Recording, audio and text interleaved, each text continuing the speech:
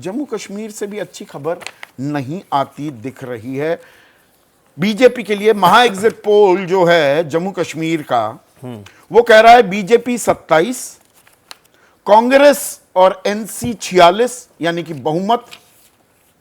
PDP 8 और जोड़ लो, वो खुद बेगानी शादी में अब्दुल्ला दीवाना हो रहे हैं, समर्थन देने को तैयार बैठे हैं, तो 54 सीट हो जाती हैं। पर आपका जो पोल है प्रदीप भाई, वो कहता है 24 से 34 जी, यानी कि मोटा मोटा 29 पकड़ लेते हैं बीच की फिगर। हाँ, ये 25 से पिछली बार से बेहतर प्रदर्शन, लेकिन बहुमत के आंकड़े से 11 कम। कांग्रेस और एनसीपी 35 से 45, बेस्ट केस सिनारियो में बस just on the cusp of majority, बिल्कुल, मतलब दरवाजे पे दस्तक देते हुए। यानी कि त्रिशंकु है, अटकती झटकती भटकती सरकार 80% चांस है त्रिशंकु होगी और 20% चांस है कि कांग्रेस और एनसी की सरकार बन जाएगी हमारे सर्वे के मुताबिक। पर इसमें अगर हम पीडीपी का आंकड़ा जोड़ देते अब हैं, मैं आता हूँ, हाँ, अब आपके दर्शकों को, क्योंकि कश्मीर और जम्मू जो है बड़ा, 2 राज्य एक राज्य के अंदर हैं। जम्मू की तो बात सीधी सीधी है, वहाँ तो बीजेपी की जो भी सीटें 24 से 34 आती दिख रही हैं, वो पूरी की पूरी जम्मू से आती हुई दिख रही है। कश्मीर से बीजेपी की कोई सीट आती हुई नहीं दिख रही है हमारे सर्वेक्षण में। अब कश्मीर की बात करते हैं। कश्मीर में हुआ यह है, जैसे कि यहाँ पे दुष्यंत चौटाला ने बीजेपी के साथ मिलकर सरकार बनाई थी, उप मुख्यमंत्री बने थे। पीडीपी ने भी 10 साल पहले बीजेपी के साथ सरकार बनाई थी। उसके बाद लोकसभा चुनाव सीधे हुए अभी 24 के 4 महीने पहले, उसमें पीडीपी की महबूबा मुफ्ती जो है अनंतनाग राजौरी लोकसभा सीट से करीब 2.5 लाख वोट से एनसी के उम्मीदवार से हार गई। यहाँ बड़ी बात यह है कि इस सर्वेक्षण में भी पीडीपी को 9%, जो कि 14 के चुनाव में 23% से 9% मिले हैं और 14 में 28 सीटें मिली थी, और अब हमारे सर्वेक्षण में केवल 4 से 6 सीटें पीडीपी को मिलती हुई दिख रही है।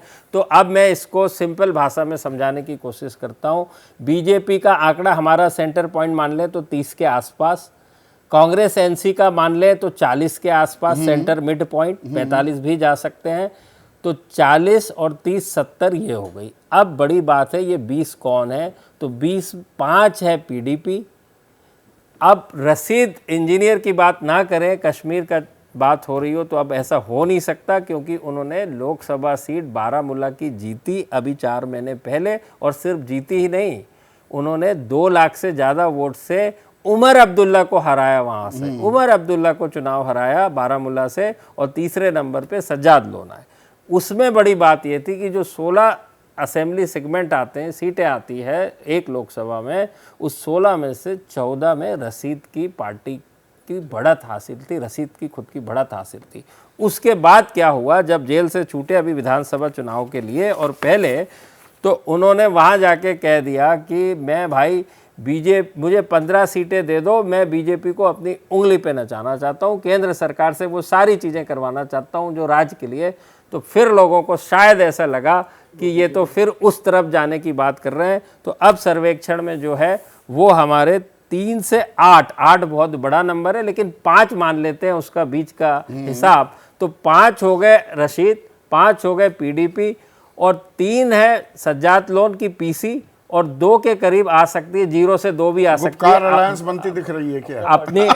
अपनी पार्टी गुपकार अलायंस की सरकार बनती दिख रही है संदीप, क्या? ये देखिए, 5 पीडीपी, 5 रशीद, 5 सज्जाद लोन और अपनी पार्टी, और 5 इंडिपेंडेंट।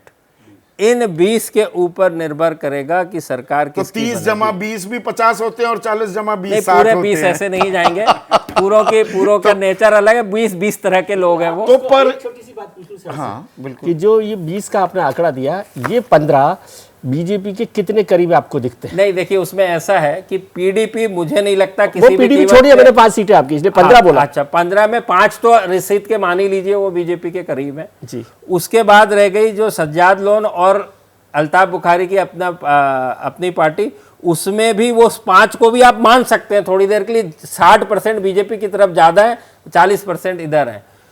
अब रही बात जो ये 5 दीगर और इंडिपेंडेंट है, उसमें 1 से 2 एनसी के विद्रोही हैं जिनको टिकट नहीं मिली थी। जैसे ही घड़ी का काटा दोपहर 2:30 पे आए, बबीता जी का दिल सास बहू साजिश के लिए मचल जाए। और ये है इनकी बहू, पूरे दिन ऑफिस की टेंशन हो जाए गॉन जब ये करें अपना फेवरेट शो फ्री टाइम पे ऑन।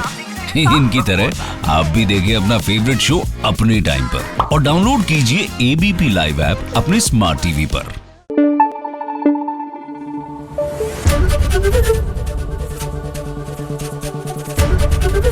एबीपी न्यूज आपको रखे आगे।